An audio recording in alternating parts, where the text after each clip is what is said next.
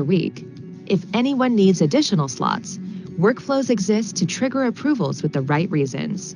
When entering the office or at regular intervals, employees may need to record their temperature. BMC's innovative platform easily integrates with thermal scanning devices and triggers workflows when someone is unwell or shows any symptoms.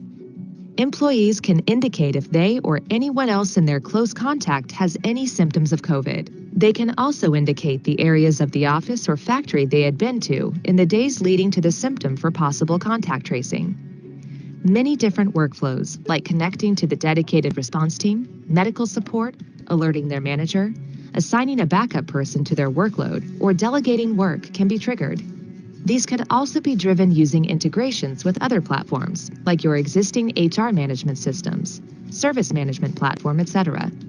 As more employees start coming to the office, it's possible that unknowingly many people may end up in the same floor or zone in a large office building. To avoid this and allow for better social distancing, BMC's platform can integrate with the office Wi-Fi systems to track how many individuals are in a specific zone. Using BMC's Helix Digital Workplace, employees can view the number of people in any zone before they head there. If the zone exceeds its limit, notifications can be sent to them via the Digital Workplace app to disperse and avoid crowding. This app will also allow you to easily adjust and modify the new COVID capacity of meeting spaces and rooms than what it used to be. Employees can review these and reserve their meeting rooms as needed. In summary, while we are unsure about what the future holds for the new normal of office culture, BMC's innovation platform can help you ease the transition and allow for better employee experience. Talk to us to let us know how our innovation platform can help you today and in the future.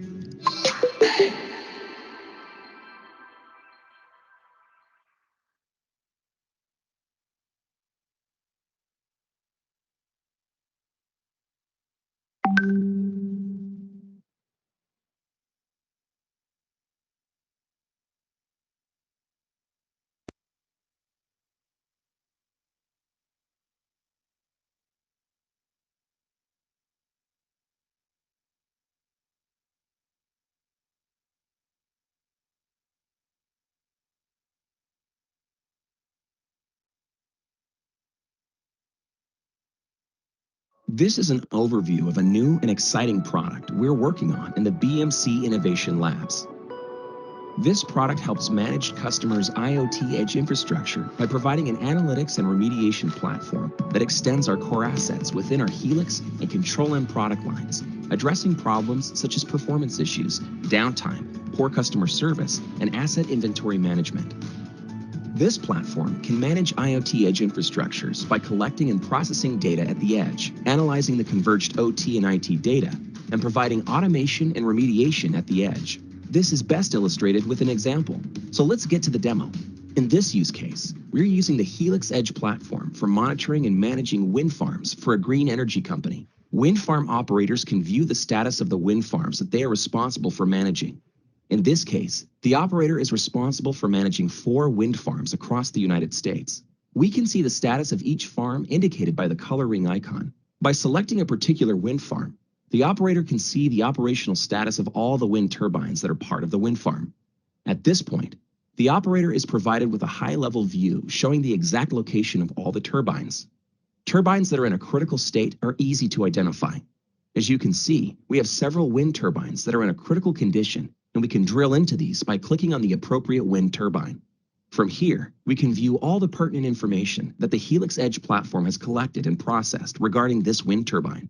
By collecting metrics from IoT devices and other controllers, we can view the key operational metrics such as power generated. We can also view physical and environmental characteristics such as rotor speed, wind speed, and yaw. We even see asset information such as model, type, and maintenance history. In the digital twin view, we can see operating conditions of the turbine itself. Data is collected from IoT sensors on the turbine components to measure such things as blade pressure, bearing temperature, and vibration. These are all critical in understanding the current condition and behavior of the turbine. As you can see, there are several conditions affecting the operation of this turbine. In the Anomalies and Events dashboard, we can see critical events that have occurred and remediation action taken. Sensors have detected low oil in the gearbox. This, in turn, has led to an increase in bearing temperature and gearbox vibration. Leveraging Helix Monitor and the Autonomous Digital Enterprise Platform, or ADE, our Edge platform has inferred that a bearing failure is imminent. As a result, a series of automatic remediation actions have taken place. Power output has been reduced to minimize load on. Service requests have been submitted for the required maintenance, as seen here in Digital Workplace. Automated workflow has created the appropriate work orders. We can view them here in Smart IT. A work order has been issued to order new bearings. Maintenance was scheduled to replace the bearings. A work order has been issued to replenish the oil level. This illustrates a closed-loop monitoring, management, and remediation for this IoT Edge environment. This is just one example of many that we can support with Helix Edge platform. We have other use cases we are working on to support industries such as telco, manufacturing, healthcare, and retail, to name a few. The Helix Edge platform provides enterprise-wide visibility and actionable insights by extending our solutions from IT to the OT environment, providing a data collection and analytics platform for managing OT assets. Thank you.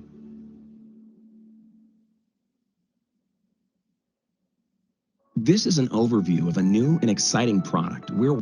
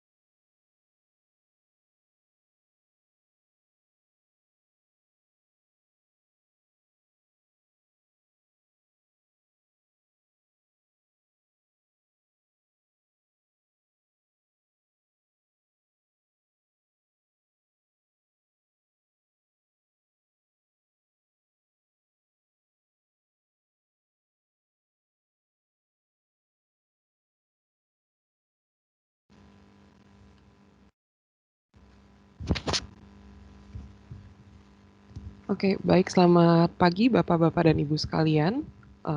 Terima kasih atas waktu dan partisipasi Bapak Ibu sekalian dalam webinar yang diadakan oleh MII pada hari ini.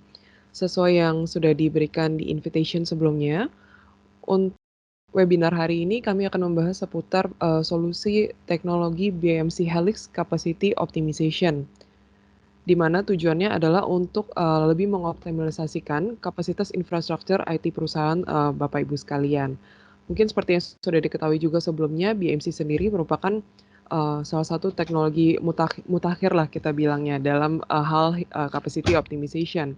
Apalagi kita juga merupakan leader nomor 1 di Gartner untuk solusi capacity optimization. Untuk pembicaranya sendiri hari ini akan langsung dibawakan oleh BMC, yaitu Bapak Wendy Novandi, selaku BMC Asian Solution Consultant.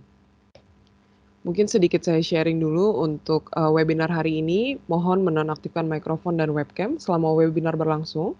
Apabila Bapak Ibu sekalian ada pertanyaan, bisa disampaikan melalui kolom chat dan akan kami jawab di akhir sesi. Kemudian mohon kerjasamanya menjaga ketertiban selama webinar berlangsung, dan juga untuk add meeting guest hanya boleh dilakukan oleh admin saja. Baik, mungkin tanpa berlama-lama lagi, saya langsung masuk ke sesi berikutnya. Saya persilakan kepada Bapak Wendy Novandi selaku BMC Asian Solution Consultant untuk melanjutkan sharing knowledge hari ini.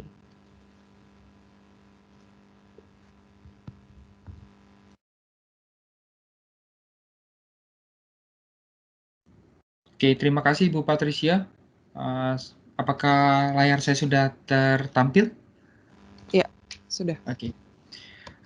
Selamat pagi Bapak Ibu, terima kasih atas waktunya.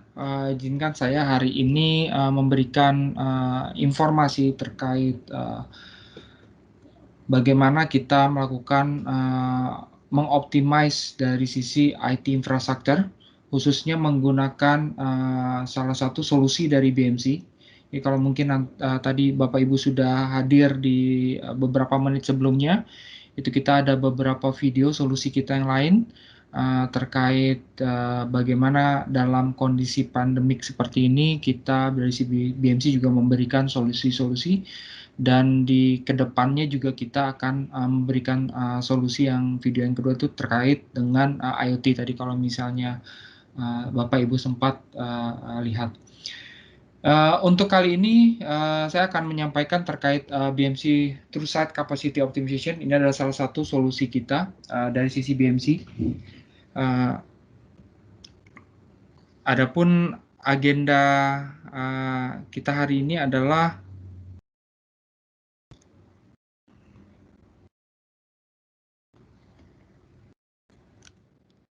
jadi agenda saya hari ini adalah bagaimana kenapa berpengaruh sekali terhadap capacity sendiri. Sebenarnya capacity itu bukan hanya baru-baru ini, tapi memang kalau Bapak Ibu mungkin mengikuti suatu kerangka kerja atau kita sebut dengan best practice framework di area IT infrastructure, itu kita mengenal beberapa proses. Salah satu prosesnya adalah capacity management.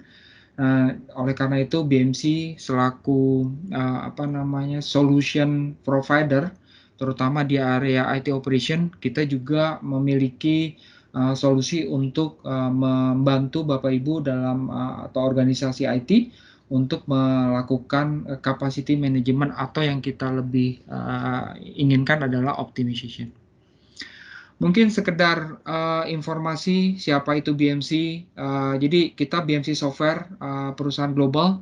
Kita bermarkas di di Amerika, dan saat ini secara footprint atau secara operasional kita ada di seluruh dunia. Dan untuk di Indonesia sendiri kita tidak baru, kita ada banyak sekali perusahaan-perusahaan baik itu swasta maupun BUMN yang sudah menggunakan solusi-solusi yang kita berikan untuk membantu tim IT dalam hal memanage atau melakukan tata kelola dari sisi IT-nya. Oke.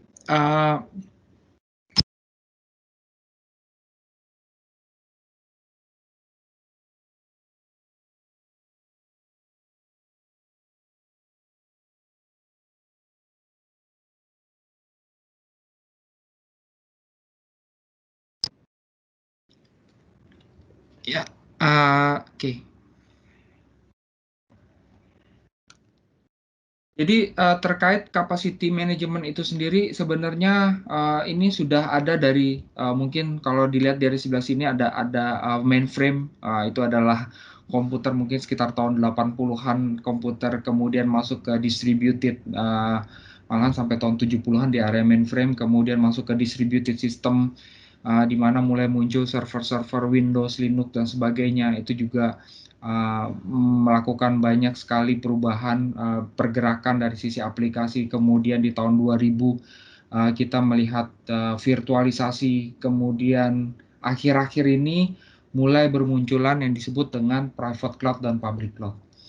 Jadi semua ini sangat saling berikatan Tapi meskipun secara infrastruktur terjadi evolusi dari sisi computing atau server computing dan sebagainya, secara IT tetap kita melihat bagaimana kita melihat dari sisi kapasitinya, bagaimana dengan kemampuan kapasiti yang ada sekarang kita lebih enhance lagi atau kita lebih memanfaatkan sedemikian rupa. Jadi mungkin ada beberapa kedepannya ada beberapa teknologi yang dari sisi IT infrastructure yang mungkin tidak hanya berada di private cloud yang ada di dalam data center Bapak Ibu, tapi juga nanti mungkin ke suatu saat akan menjadi bagian dari public cloud, dimana kalau mungkin Bapak Ibu mungkin sudah pernah dengar bahwa misalnya terkait Amazon Web Services, Google Cloud, Azure Cloud yang sudah mulai masuk ke ranah Indonesia, di mana mereka juga membawa masing-masing kemampuan layanannya untuk membantu layanan IT secara keseluruhan. Nah, dari hasil kita survei dari sisi BMC, kita melihat bahwa sepertiga kejadian gangguan di aplikasi itu disebabkan karena adanya infrastruktur yang shortage, jadi resources-nya tidak cukup. Kemudian tapi di satu sisi ada 28 server itu sebenarnya kalau kita punya 100, 28 itu tidak digunakan secara optimal. Kemudian dari sisi storage pun ternyata ada 40 storage. Nah, ini nanti bagaimana kita bisa melakukan optimalisasi di area ini. Kemudian di satu sisi ada beberapa tantangan di dalam data center sendiri. Pertama, kalau dari data center kita mendapatkan tantangan terkait decommission. Artinya mungkin perangkat-perangkat yang sudah lama, yang sudah tidak disupport, yang sudah absolut harus kita kurangin atau kita kita decommission. Kemudian setelah itu adanya migrasi. Jadi kemungkinan ada aplikasi-aplikasi yang memerlukan teknologi baru, kita perlu melakukan migrasi. Jadi bagaimana kita melakukan migrasinya. Kemudian bagaimana migrasi ini kita pindahkan ke cloud. Jadi kalau misalnya mungkin dari organisasi ibu bapak itu tidak memerlukan investasi di area infrastruktur atau data center mau dimasukkan ke cloud, nah itu akan hubungannya berapa cost yang akan diperlukan untuk masuk ke area cloud tersebut. Sedangkan dari sisi cloud sendiri kita juga dapatkan survei ini dari Gartner, itu ada 80% over budget. Jadi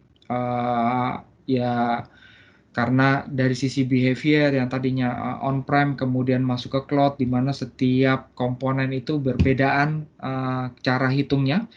Kalau di on-prem kita cukup beli satu server selesai, semua sudah terhitung. Tapi kalau di on-cloud itu biasanya mereka melakukan pay as you go atau pay as you utilize. Jadi misalnya kalau utilisasi CPU jam ini 50%, jam berikutnya 50%, itu nanti akan dihitung secara akan dijadikan invoice atau di billing oleh cloud provider. Nah, ini mungkin yang perlu di-cekin. Dan 70% yang Gartner ini dari Gartner itu melihat bahwa ternyata overspend. Jadi tadinya budgetnya diharapkan cukup, ternyata overspend dari sisi budgeting. Dan 55% itu adalah over provision. Jadi misalnya contohnya harusnya butuhnya 10, tapi ternyata karena kita takut nggak cukup, akhirnya kita buat jadi misalnya 20. Pada kenyataannya hasilnya 55% nggak cukup karena over provisioning. Jadi lebih dari yang diharapkan. Dan kemudian dari hal ini juga ke depannya itu akan nanti ada beberapa beberapa tim yang akan mulai terbentuk. Jadi ada tim IT Operation Infrastructure, di mana tim ini lebih berada di dalam IT itu sendiri, dalam arti memanage data centernya. Kemudian nanti ada tim yang disebut dengan Cloud Operation, di mana Cloud Operation ini adalah tim yang khusus untuk memaintain infrastruktur yang ada di cloud. Sedangkan ada juga role yang berikutnya adalah cloud buyer. Jadi dari sisi organisasi Ibu Bapak mungkin sudah melihat cloud sebagai alternatif untuk mempercepat melakukan deployment terhadap infrastruktur ataupun terhadap IT services. Nah, bagaimana kita dari sisi IT capacity acquisition melihat?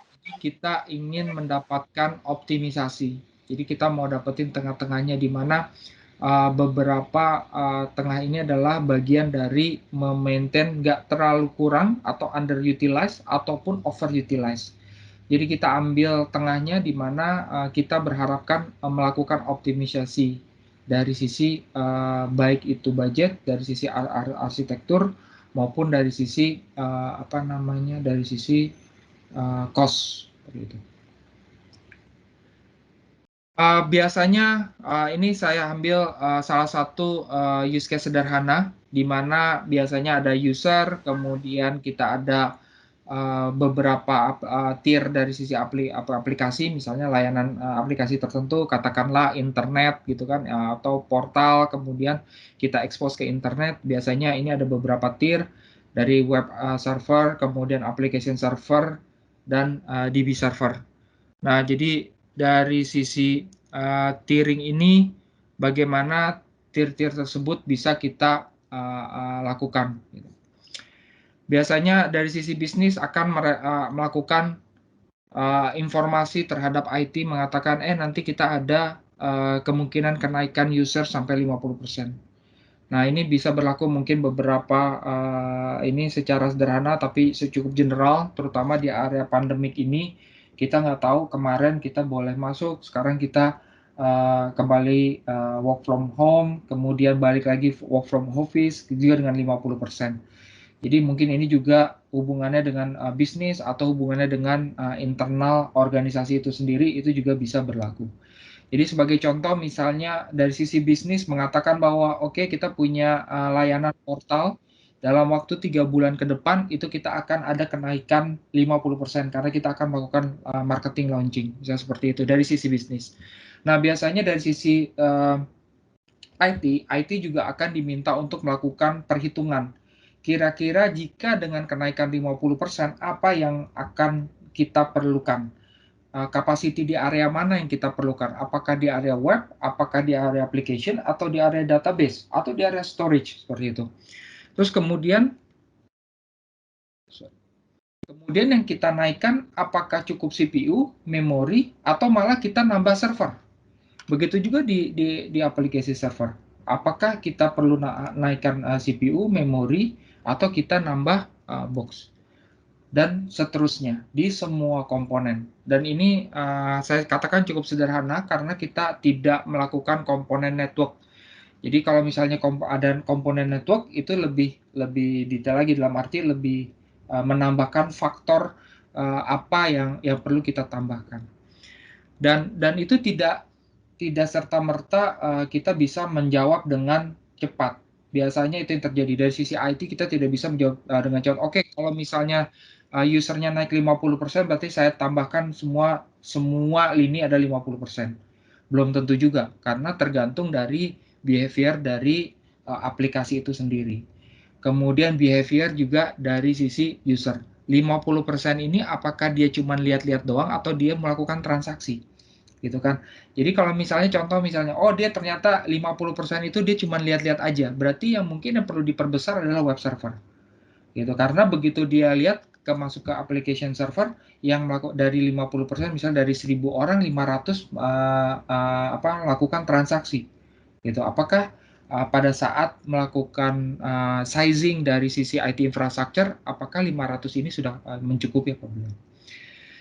Sehingga kita atau sebenarnya sama aja gitu, nggak ada bedanya mau naik jadi 1.000 atau menjadi 50%, nggak ada bedanya. Nah, itu tergantung dari bagaimana behavior dari aplikasi itu sendiri dan juga dari sisi user.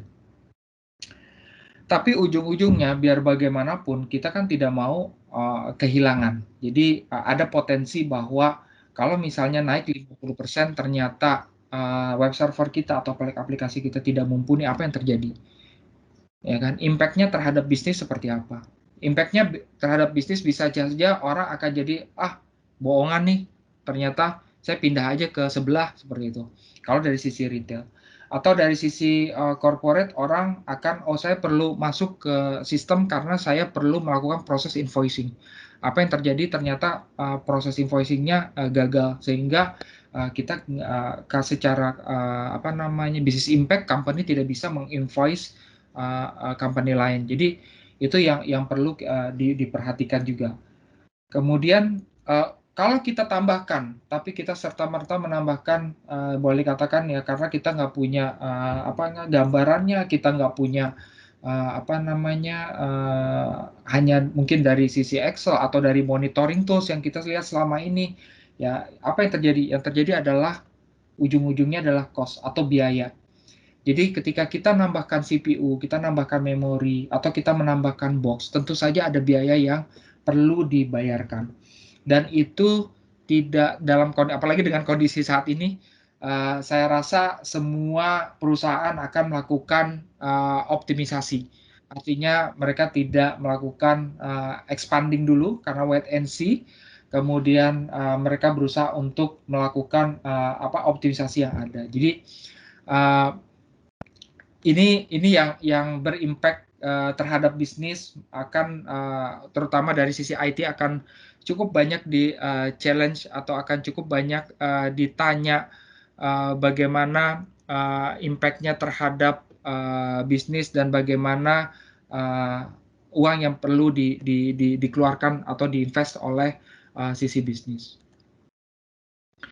Oleh karena itu kita dari sisi BMC kita ada solusi kita bernama True Site Capacity Optimization.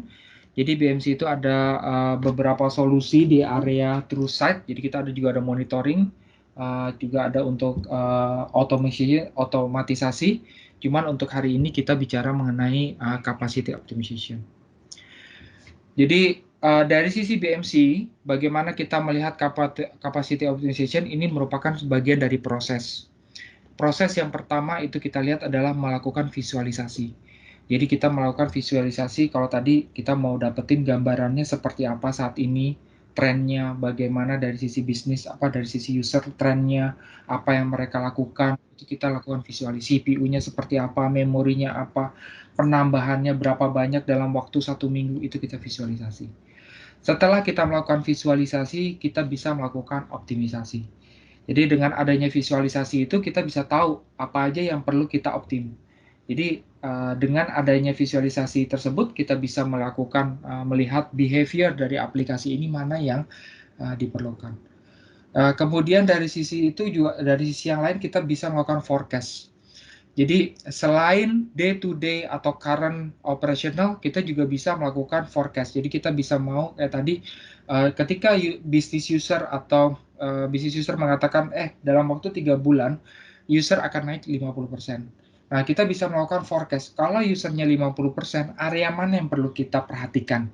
Minimum kita perlu perhatikan optimisasinya. Mungkin kalau misalnya boleh kita bisa mengajukan untuk kita lakukan penambahan kapasitas baik dari sisi infrastruktur, tadi box atau CPU atau memori. Kemudian juga kita lihat modelingnya, kita membuat modelingnya karena biasanya untuk melihat ini kita nggak lihat dari sisi satu by satu. Jadi misalnya nggak melihat hanya server ini, database ini tidak, tapi kita melihat dari sisi keseluruhan. Dalam suatu komponen ini, services ini, layanan portal katakanlah, apa saja komponennya yang berhubungan. Nah, itu kita buat model. Kemudian kita placement. Jadi kita placement ini terutama untuk virtualisasi, di mana dunia virtualisasi sini sudah common. Kita melihat kadang-kadang placement ini kita juga bantu untuk dari sisi virtualisasi.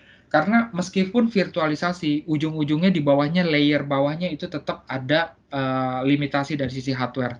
Karena dia akan di-host di satu hardware. Nah, dengan placement ini kita melihat mana yang mungkin area atau cluster virtualisasi yang masih kosong. Mana mungkin area cluster yang sudah saturated atau sudah penuh. Dan ditambah dengan kemampuan melakukan pergerakan terhadap virtualisasi, mungkin perpindahan dari yang kosong dengan yang yang sudah saturated, yang mungkin sudah sangat sibuk, dipindahkan VM-nya atau virtualisasinya ke yang masih kosong. Dan itu saat ini teknologinya sudah bisa dilakukan secara otomatisasi. Tetapi mereka tidak akan pernah dapat gambaran secara luas bagaimana mana yang kosong, mana yang isi, mana yang diisi, mana yang kosong. Itu yang mereka tidak dapat gambarkan. Tapi secara teknologi virtualisasi saat ini, kalau misalnya ada perintah pindahkan virtualisasi A ke cluster B, misal seperti itu bisa dilakukan. Itu sudah sangat mudah. Kemudian tentu saja perlu adanya self-service. Jadi self-service ini adalah kita melihat baik dari sisi siapa yang akan melakukan self-service ini, bisa dari sisi business user, bisa dari sisi infrastructure, bisa dari sisi kalau memang ada tim capacity-nya, ada tim khusus tim capacity management. Jadi mereka tetap memonitor capacity day to day, week to week, atau month to month. Seperti itu. Oke. BMC True Site Capacity Cost Optimization, siapa yang bisa pakai? Jadi nanti ada beberapa role di atas ini adalah para role yang biasanya menggunakan kita, yaitu solusi kita ada capacity manager, ada virtual cloud dan sebagainya, ada admin, ada storage admin, head of infrastructure, mungkin service management, dan business owner juga melihat ini. Jadi solusi kita ini merupakan platform di mana kita mendigest semua informasi. Jadi mulai dari performance, configuration metric, itu dari berbagai teknologi partner kita saat ini. Itu ada dari Microsoft, mungkin memang kalau misal servernya IBM atau storage-nya dari Entity, termasuk Big Data Cloudera, Hortonworks dan sebagainya. Itu kita digest dan kita masukkan informasinya, dan kita sudah siapkan visibility-nya. Jadi informasi dari infrastruktur kita ambil, kemudian dari sebelah kanan itu juga kita bisa ambil dari demand management. Jadi berbeda dengan mungkin menggunakan Excel atau menggunakan hal yang lain, di sini kita sudah siapkan. Dan kita sudah siapkan juga gambarannya atau gambaran statistikalnya, dashboard statistikalnya seperti apa sudah kita siapkan. Dan kemudian jika memang diperlukan, kita sudah siapkan konektor atau platform kita itu untuk ready untuk terintegrasi dengan hal yang lain. Jadi contohnya misalnya kayak tadi, kalau memang diperlukan suatu integrasi dengan otomatisasi melakukan perpindahan virtualisasi, kita sudah ready. Jadi platform ini yang nanti akan menjadi key yang solusi dari sisi BMC. Yang kita lakukan, apa yang kita lakukan dengan capacity management ini atau capacity optimization ini? Yang pertama kita lakukan adalah visualisasi. Jadi dari data-data yang kita ambil, berbagai macam collection data itu kita menggunakan, kita lakukan collection data. Kita ada lebih dari 30 out of the box konektor. Kalau misalnya konektornya tidak ada, kita bisa bikin konektornya. Kalau misalnya konektornya sudah ada, itu sudah bisa kita otomatis lakukan ambil, kemudian kita collecting datanya. Untuk visibility-nya sudah kita bikin gambarannya, itu kita sebut dengan view. Nah, kemudian kalau misalnya untuk gambaran lebih jelasnya juga kita bisa integrasikan dengan CMDB. Nah, BMC juga memiliki BMC CMDB dan BMC Discovery untuk membantu untuk mengkoleksi informasi IT infrastructure. Jadi ketika IT infrastructure-nya sudah dikoleksi, kemudian dibuat service modelnya di CMDB, itu bisa dikonsum dengan True Site Capacity Optimization kita. Jadi dari sini kita bisa dapatkan gambarannya apa yang perlu dilakukan terhadap suatu layanan, dan ini sudut pandangnya bukan sudut pandang hanya dari sisi teknologi, tapi kita bisa lihat juga dari sisi services. Jadi kalau di sini kita lengkap view-nya, kita sebut dengan visualisasi adalah view, baik dari sisi services maupun dari sisi teknologi. Setelah kita lihat, kita bisa melakukan optimisasi. Jadi ini adalah contoh bagaimana kita melihat optimisasi. Jadi kita lihat di sini ada beberapa service pool yang kita sebut dengan service pool, kemudian kapan dia saturated, kemudian bottleneck-nya di area mana. Jadi kalau dilihat gambaran di sini, kita ada contoh ada business intelligence, di mana business intelligence ini terdiri dari 3 aplikasi, kemudian dia punya service pool usage-nya dalam kondisi oke, tapi ada kemungkinan resikonya di area storage. Jadi kita akan memberikan identifikasi seperti ini. Dan terutama untuk virtualisasi, kemudian kita bisa melakukan identifikasi virtualisasi yang mana yang idle, kita bisa reuse, reclaim, unused storage dan sebagainya. Jadi ini yang bisa kita lakukan, terutama untuk kalau memang organisasinya menggunakan virtualisasi, biasanya misalnya development itu dia bikin provision VM. Kemudian setelah development-nya selesai, mungkin masih di-maintain, tapi saat itu masih on aja seperti itu. Nah, itu kita bisa identify dan reclaim VM tersebut untuk bisa digunakan oleh sistem yang lain. Dan berikutnya adalah forecast. Jadi kita juga bisa melakukan forecast. Jadi forecast ini kita lakukan baik secara infrastructure. Jadi misalnya kalau misalnya dari sisi services kayak tadi misalnya usernya nambah 50%, apa yang terjadi? Nah, kita bisa melakukan forecasting seperti itu. Jadi yang kita sebut adalah prediktif atau kita sebut what if. What if. Jadi jika ini apa yang akan terjadi, mana yang yang terjadi seperti apa. Kemudian juga kita ada modeling, jadi kita memang beberapa informasi itu kita bisa membuat modelingnya. Kita sudah siapkan algoritma statistik di dalam aplikasi kita. Selain aplikasi kita melakukan machine learning di dalam aplikasi kita atau solusi kita, kita juga melakukan membantu untuk membuat suatu modeling statistik. Jadi mungkin kalau Bapak Ibu bicara mengenai statistik, ya rumus statistik itu akan cukup banyak, tapi dari sisi BMC kita memang khusus memberikan berresearch atau mencari mana statistik algoritma yang cocok untuk IT infrastructure, dan ini sudah kita siapkan.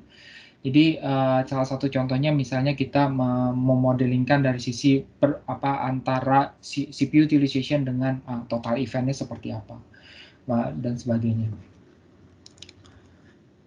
Dan kemudian untuk simulasi cloud migrasi juga kita sudah siapkan di dalam solusi ini. Jadi jika misalnya suatu saat sama seperti forecast, jadi what if skenario ini akan kita gambarkan bagaimana jika misalnya modelingnya seperti ini di on-prem, itu costingnya seperti ini, kemudian kita pindahkan mana yang lebih cocok gitu kan, dari sisi dari sisi harga.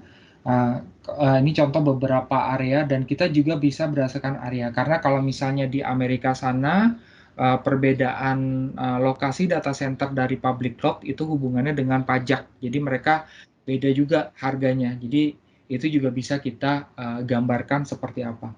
Jadi ini adalah salah satu contoh bagaimana solusi kita membantu Bapak Ibu untuk mengoptimalisasikan kalau memang ternyata misalnya contohnya ini udah teknologinya sudah lama, infrastrukturnya saya mau pindahin, tapi saya mau pindahin ke cloud, atau saya mau pindahin ke dalam VM. Seperti biasanya kalau di VM sudah ada toolsnya, mereka sudah ada. Tapi kalau misalnya Bapak mau lihat dari sisi kita juga siapkan. Kemudian dari sisi cloud itu kita bisa sampai ke level berapa kira-kira itu bisa di-charge ke Bapak Ibu terkait dengan kondisi kapasitas performance yang ada.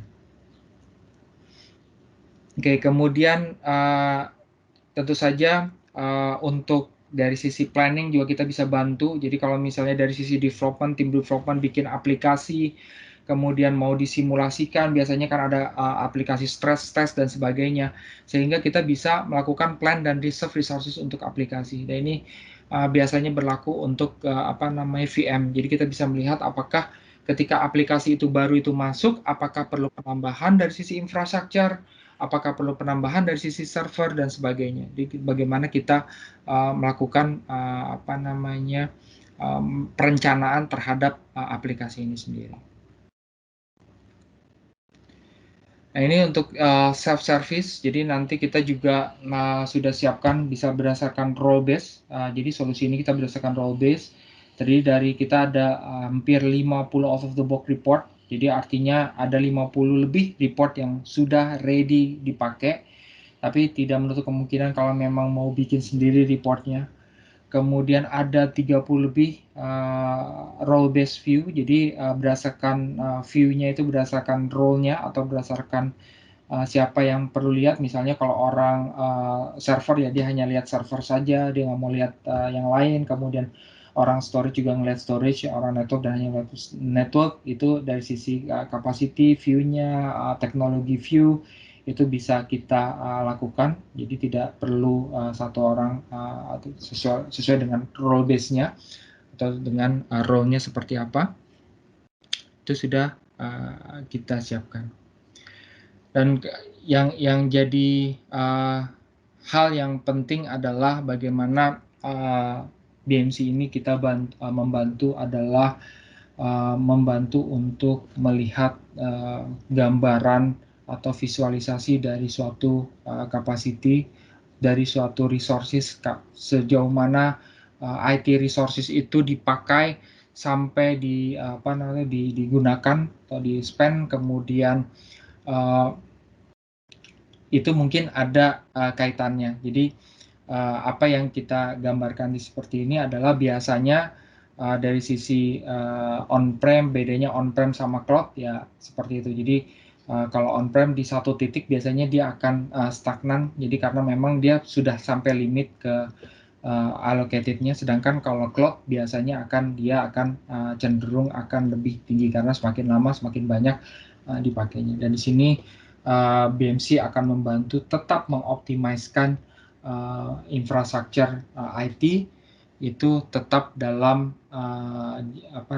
dalam satu arahan yang baik dari sisi secara layanan tetap dapat tidak ada gangguan, baik secara secara biaya itu atau finance itu tetap dalam koridor yang dapat diterima. Oke, jadi kalau tadi terkait kita bicara mengenai feature-feature-nya, sedangkan ini kita bicara terkait nanti berikutnya adalah bagaimana BMC TrueSight Capacity Optimization membantu di dalam salah satu use case. Jadi ini adalah use case BMC sendiri. Jadi kita bukan yang lain karena BMC juga menggunakan solusi-solusi sendiri.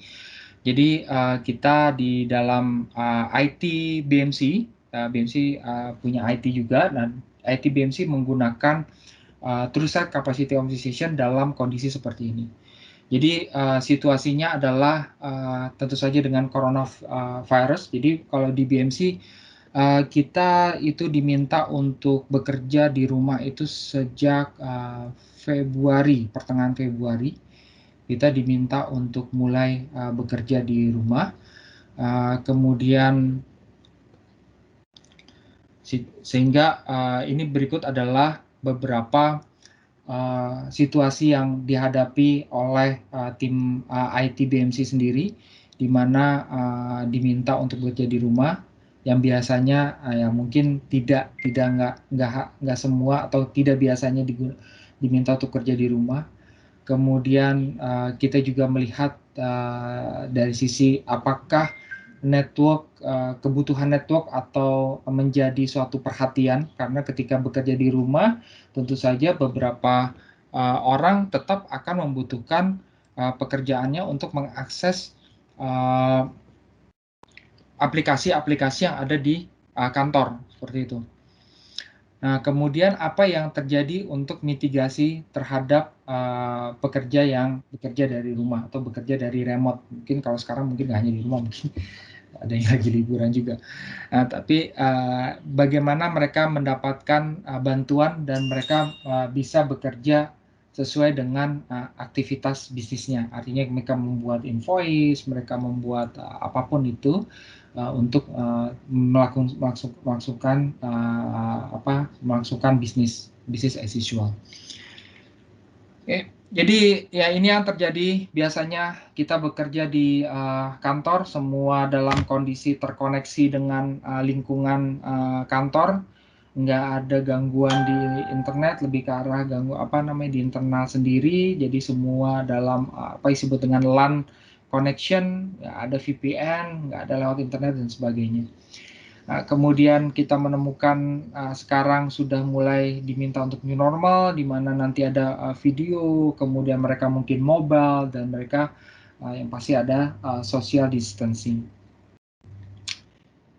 Jadi apa yang kita lihat dari challenging ini, dari situasi ini, jadi kita dari sisi BMC kita melihat data apa saja yang diperlukan untuk melihat lingkungan kita di dalam konteks akses yang diakses oleh karyawan-karyawan yang diakses lewat rumah atau melakukan remote dari luar dari kantor. Kemudian metrik ini penting, jadi metrik apa yang digunakan, jadi yang harus di-concern untuk melihat ya hal ini. Jadi metrik itu kan ada macam-macam, misalnya CPU, memori itu salah satunya metrik. Kemudian kalau dari sisi network tadi connection, kemudian bandwidth itu juga salah satu metrik untuk melihat hal tersebut. Kemudian bagaimana saya melakukan collection datanya. Jadi setelah kita mengetahui data apa saja, metrik apa saja, terus bagaimana kita collectionnya. Jadi biasanya kalau misalnya server, tentu saja kita pakai monitoring tools untuk server. Kemudian network, kita monitoring tools untuk network. Kalau misalnya kita ada dari bandwidth, kita mungkin ada tools untuk memonitoring bandwidth tersebut. Kemudian bagaimana kita melakukan analisa bagaimana melakukan pemodelan terhadap perubahan yang terjadi di lingkungan atau IT infrastruktur kita. Kemudian apakah orang lain juga melakukan hal yang sama seperti itu. Jadi itu yang digambarkan oleh ITBMC. Kemudian ini yang akhirnya ITBMC putuskan. Jadi yang pertama metrik yang dilakukan adalah dia melihat jumlah VPN activation. Jadi berapa rata-rata VPN session yang biasanya masuk. Kemudian internet utilization. Jadi bandwidth yang digunakan untuk melakukan internet, bandwidth digunakan juga untuk melakukan network interface, terutama untuk ketika koneksi dari ISP atau internet service provider masuk ke corporate itu seperti apa. Kemudian link usage per connection, jadi setiap koneksi itu ada berapa usage-nya. Kemudian ada input bitrate, ada output bitrate dari network interface, kemudian respon time-nya, dan CPU utilization. Nah, collection data ini kebetulan ada beberapa yang bisa dilakukan lewat monitoring tools, ada lewat yang server monitoring tools, atau malah tidak ada di sana. Jadi kita IT itu ada menggunakan CSV file. Nah, CSV file juga itu digunakan untuk beberapa data yang diperlukan agar bisa memberikan gambaran yang lebih jelas. Jadi ada yang application, ada juga lewat log management, ya, misalnya response time, seperti itu kita bisa ambil dari log management atau dari CSV file, itu bisa kita gambarkan seperti itu. Nah, kemudian setelah itu kita ada beberapa use case di sini. Dari sisi IT BMC, organisasi kita itu melihat kita lihat modeling dari current network bandwidth. Jadi kita mau lihat bandwidth-nya sekarang itu seperti apa. Karena ini membutuhkan kita memahami saat ini kita seperti apa dan normalnya itu bagaimana. Kemudian yang kedua adalah menganalisa dari sisi network bandwidth. Jadi kita mendeteksi jika diperlukan untuk network bandwidth-nya diperbesar. Apakah diperlukan saat ini network bandwidth kita diperbesar. Kemudian setelah itu juga kita lihat dari sisi business continuity atau keberlangsungan bisnis. Jadi kita bikin modeling kalau misalnya skenario untuk mencegah adanya slowdown atau adanya gangguan akses ke aplikasi-aplikasi perusahaan. Gitu. Jadi kalau contohnya di sini adalah kalau misalnya networknya down, distributednya kemana dan bagaimana apakah networknya masih mumpuni untuk menerima load yang di redirect atau yang diarahkan ulang. Yang terakhir adalah korelasi antara end user response time dengan aplikasi. Jadi bagaimana korelasinya, ingin melihat modeling bagaimana mengkorelasikan antara gangguan network dengan gangguan misalnya terjadi di server. Bagaimana korelasi yang terjadi. Jadi tadi ada kita metrik, kemudian kita ini ambil beberapa use case, ini baru kita bikin di dalam BMC True Site Capacity Optimization. Jadi bagaimana kita melihat dari sisi True Site Capacity Optimization. Jadi kita ke use case yang pertama. Use case yang pertama adalah current network bandwidth. Jadi di sini kita mengunderstanding di mana saat ini kita berada dan apa sih normalnya. Bagaimana BMC True Site Capacity Optimization melakukan quick analisa dan memberikan quick analisa dan juga memiliki network view. Jadi ini tampilannya. Jadi kalau dari sini itu kita bisa melihat bahwa rata-rata kebetulan BMC itu ada di berbagai kota, jadi kita bisa melihat rata-rata di di kota itu seperti apa. Ini kalau di yang X, yang di X-nya adalah tanggal itu, kemudian di Y-nya itu adalah jumlah session. Jadi kalau dilihat di sini yang di Amerika itu rata-rata hampir 1.000 session per hari, hampir rata-rata 10.000 session per hari. Jadi ini bisa dilihat kapasitas area itu seperti apa. Jadi ini berhubungan dengan device-device VPN yang kita deploy atau BMC deploy di area-area tertentu tersebut. Tapi perlu diperhatikan bahwa bandwidth utilisasi itu akan berbeda per access point. Jadi di setiap posisi VPN access point itu beda bandwidthnya. Jadi tapi dengan visualisasi ini kita bisa melihat trennya seperti apa. Jadi kalau dilihat tren dari sini ya ambil gampangnya mungkin yang di Amerika itu nggak lebih dari 1.000 seperti itu. Jadi rata-rata sessionnya sekitar 1.000 orang, 1.000 session melakukan bukan orang tapi session itu melakukan VPN session. Nah, kemudian dari sisi network bandwidth, ini kita ambil salah satu network bandwidth yang di Amerika. Kita lihat di sisi Amerika, di mana utilisasinya itu akan terlihat seperti itu. Dan kemudian kita melakukan predicted bandwidth utilization over time. Jadi yang warna merah itu kalau misalnya kita melakukan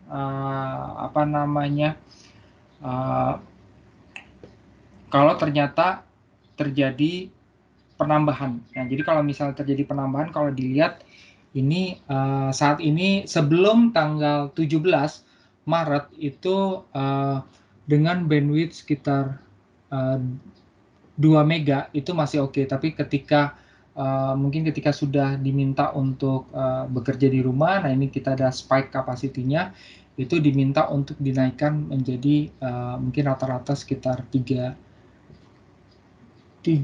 mega bandwidth. Dari sisi bandwidth 3 mega atau sampai ke level 4. Jadi itu yang dikatakan merah. Sedangkan untuk output, nah tadi untuk yang atas itu adalah input. Nah, jadi yang masuk, kemudian untuk output itu dilihat kita masih di bawah threshold. Jadi outputnya di sini masih di bawah sekitar ini 19, itu 20. Oke, kita naik ke 30 megabit per second. Itu yang bawah itu adalah outputnya masih di 19. Jadi artinya kita tidak perlu menambahkan output, tapi kita kemungkinan perlu menambahkan input karena adanya threshold. Karena kalau misalnya sudah mentok di area tersebut, itu biasanya request secara data network, secara request pasti akan ditolak. Kemudian dari situ kita bisa mendapatkan beberapa informasi juga. Nah, ini kemudian kita lihat dari sisi device itu sendiri.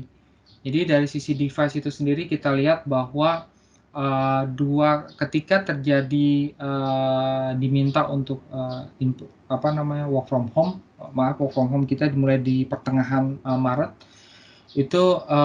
itu terjadi peningkatan 2 kali dari sisi CPU utilization dari perangkat VPN-nya. Tapi itu tidak menjadi isu karena tetap dalam secara threshold masih di bawah yang kita kehendaki. Jadi yang sebelah kanan bawah itu di mana kita melakukan mandatory work from home.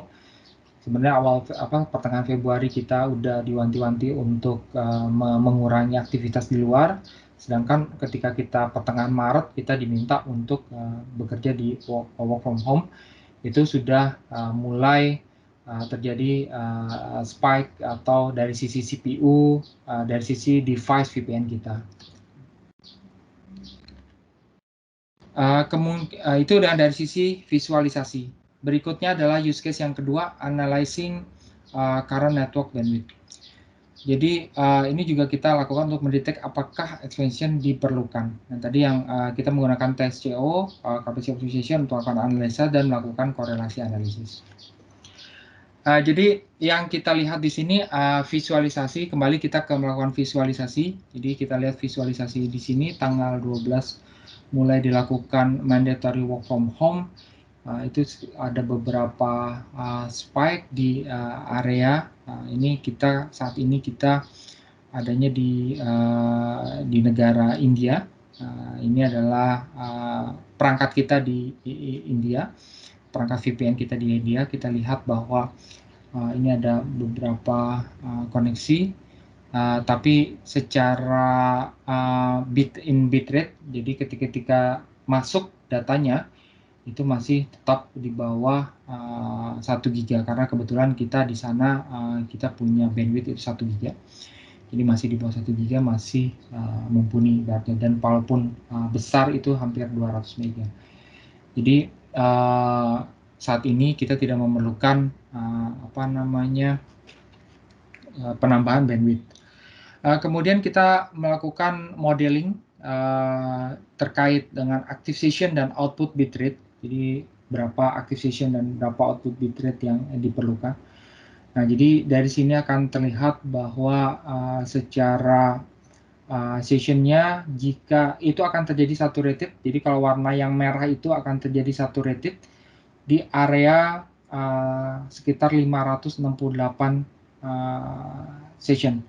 Jadi artinya ketika terjadi 568 atau 569 session, itu akan terjadi saturated. Jadi akan terjadi di mana mungkin gangguan di area network atau di area user experience, karena itu sudah saturated. Nah, ini adalah modeling yang kita lakukan. Jadi kalau misalnya gambarannya yang di atas, kemudian kalau yang summary-nya itu kita akan kasih info summary-nya seperti apa.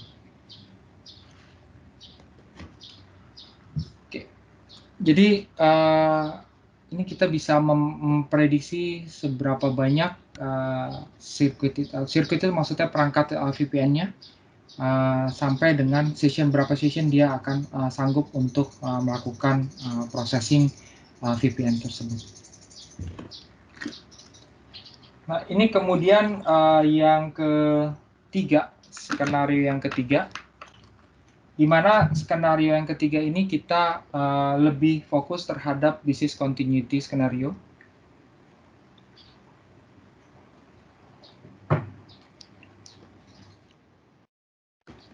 Karena kita ingin mencegah adanya keterlambatan, outage, atau saturasi. Jadi yang dilakukan oleh ITBMC itu dia melihat apakah memungkinkan melakukan redirect jika network failed di satu kota. Jadi misalnya satu kota itu networknya gangguan, sedangkan dia mau didistributed atau meredirect, mengalihkan, apakah bisa dialihkan load dari sisi network atau beban dari sisi networknya. Nah, jadi bagaimana BMC lakukan? Kita menggunakan TCO, melakukan analisa, dan kita melakukan what if capability dengan melakukan event dan melakukan forecast model. Nah, contoh untuk melakukan visualisasinya, jadi kita contoh ada EMEA City. Jadi kita ada EMEA itu adalah biasanya singkatan dari kata Eropa, Middle East, and Afrika. Jadi area kita di Eropa itu terkoneksi dengan di kota B, sedangkan kita punya juga koneksi di India di kota A yang melakukan internet connection seperti ini. Nah, jadi kalau dilihat secara comparison, memang kalau tadi di India memang bandwidth-nya itu kita punya bandwidth sampai 1 giga, sedangkan mungkin di EMEA itu tidak sampai 1 giga. Jadi kalau kita bandingkan gambarannya seperti ini. Yang warna merah itu yang di EMEA, City kota B, sedangkan yang di warna biru adalah yang India. Jadi kita bisa menggambarkan, menumpuk atau menggambarkan bagaimana utilisasi dengan device yang sama, input yang sama mungkin di area yang berbeda. Kemudian yang kita lakukan adalah bagaimana kita melihat jika terjadi gangguan atau link internet atau linknya gangguan di satu kota, itu bisa kita redirect dengan kota lainnya.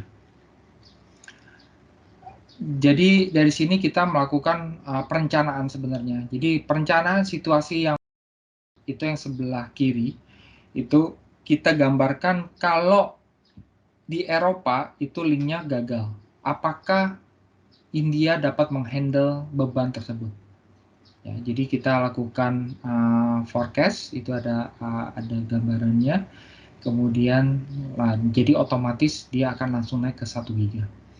Nah, di sini kita dari data yang tadi di awal yang sebelumnya, kemudian dicampur dengan data yang ada di India, itu akhirnya kita bisa memodelingkan seperti ini. Jadi kita memodelkan bahwa ternyata jika link di EMEA gagal, India masih bisa handle load-nya. Jadi India masih bisa handle karena India punya link itu adalah 1 giga. Jadi India masih bisa handle. Nah, sekarang situasi yang kedua. Situasi yang kedua adalah bagaimana kebalikannya. Jika India yang linknya fail, apakah Eropa bisa handle load dari network? Nah, ini jadi kalau dilihat, jadi kebetulan ternyata Eropa itu linknya hanya sebesar 500 mega. Jadi ketika terjadi redirect dari network dari India ke Eropa, itu tidak bisa terjadi. Jadi jika India linknya fail, maka link Eropa itu tidak dapat menghandle load dari India. Jadi artinya either kita bisa meredirect link India ke area lain, atau kita bisa pecah, gitu kan, bisa pecah. Mungkin sebagian area ke sini yang agak dekat-dekat ke Eropa, mungkin masih karena ada dekat-dekat ke Asia, mungkin pindahin ke Asia seperti itu. Jadi ini bisa kita tergantung strateginya. Jadi bagaimana strategi itu bisa kita kita jabarkan selama kita bisa melakukan planning seperti ini. Kemudian yang terakhir adalah use case yang keempat. Bagaimana kita melakukan korelasi antara end user respon time dengan aplikasinya.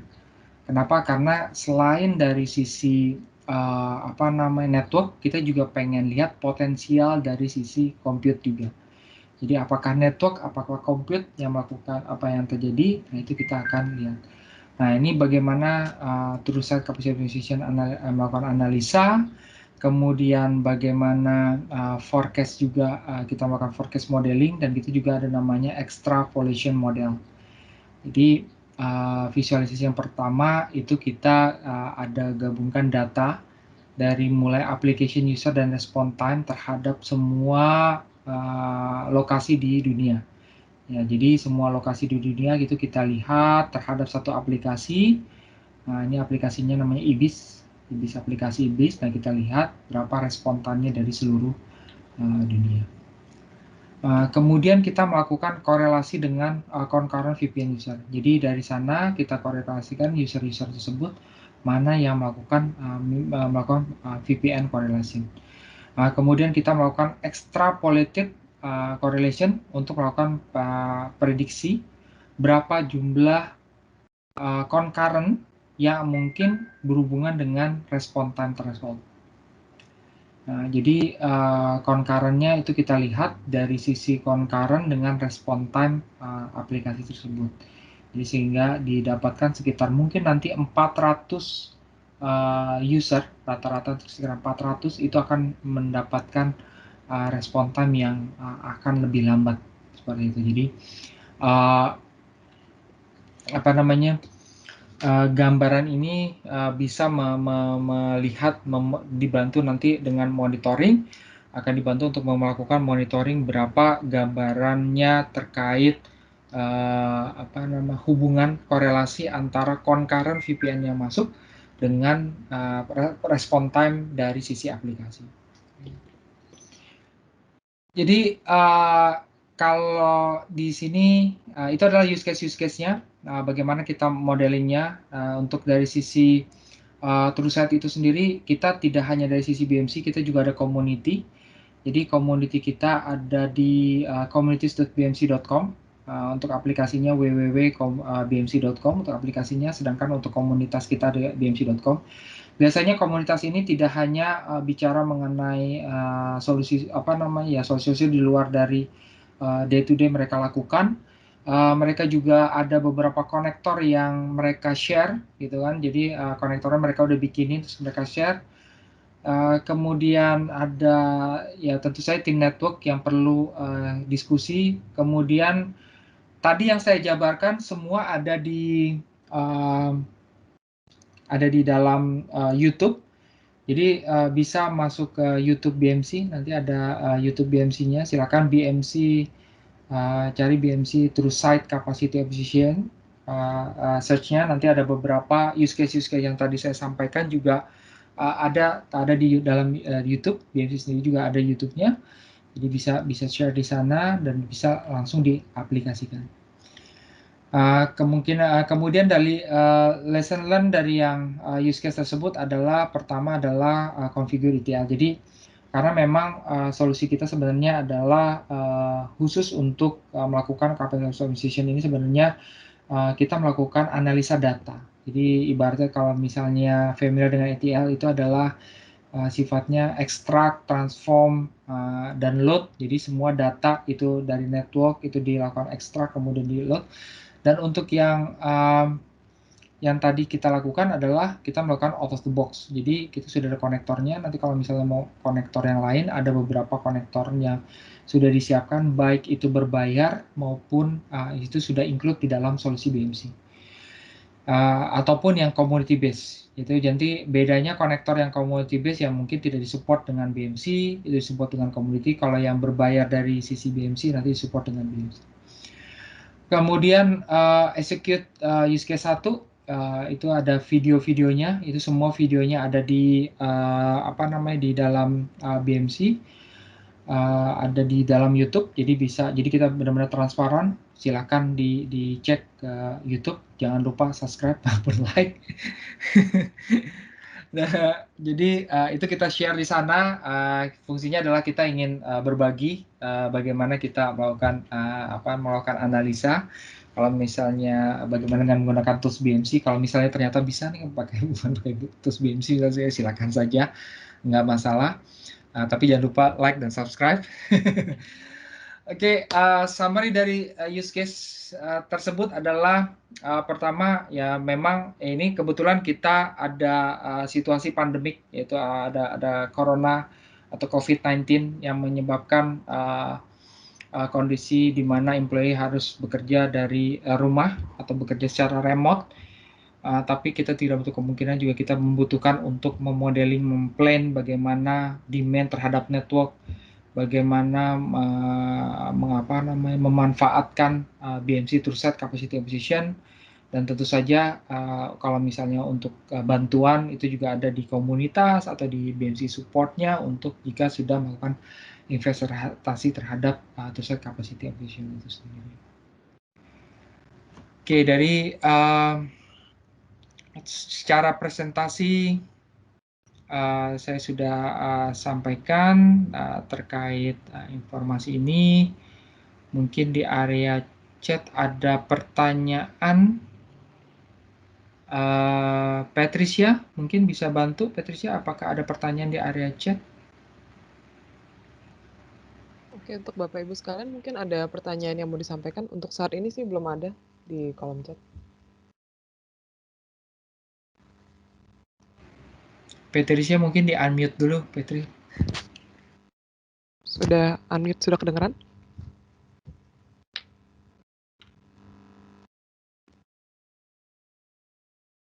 Halo? Untuk Bapak Ibu sekalian, kalau misalnya ada pertanyaan, silahkan disampaikan.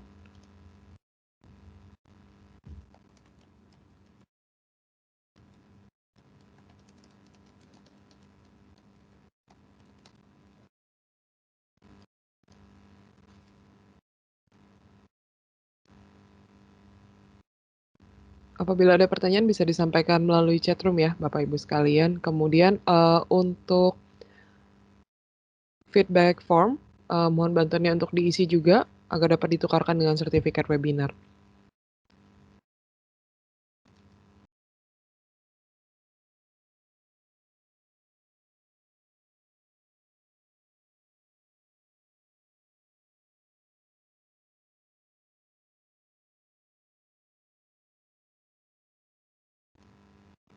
Apakah ada pertanyaan?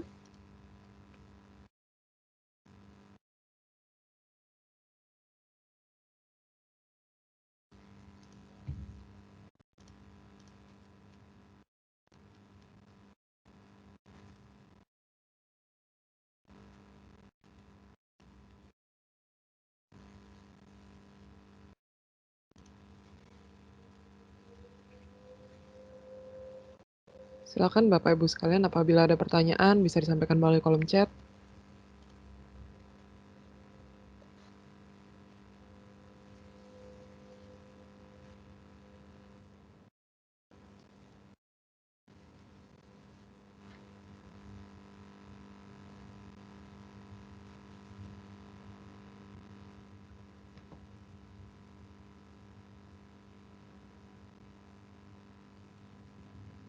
Baik, kalau begitu apabila semuanya sudah jelas, semoga informasi hari ini dapat bermanfaat untuk Bapak dan Ibu sekalian. Sekali lagi terima kasih untuk Pak Wendy untuk sharing-nya. Sama-sama, Patricia. Apabila ada pertanyaan tambahan mungkin atau ada informasi tambahan yang dibutuhkan oleh Bapak Ibu sekalian, bisa langsung menghubungi kita. Bisa menghubungi saya melalui email ataupun melalui WhatsApp di nomor berikut. Kemudian Bapak Ibu sekalian mohon juga partisipasinya untuk mengisi feedback form yang sudah kami share linknya di kolom chat. Baik, kalau begitu saya rasa sudah semua, informasinya juga sudah disampaikan. Sekali lagi terima kasih atas kehadiran dan partisipasi Bapak Ibu sekalian. Apabila memang ada pertanyaan lebih lanjut bisa menghubungi kami di email dan nomor yang terlampir. Kemudian silakan juga diisi feedback formnya untuk ditukarkan dengan sertifikat webinar.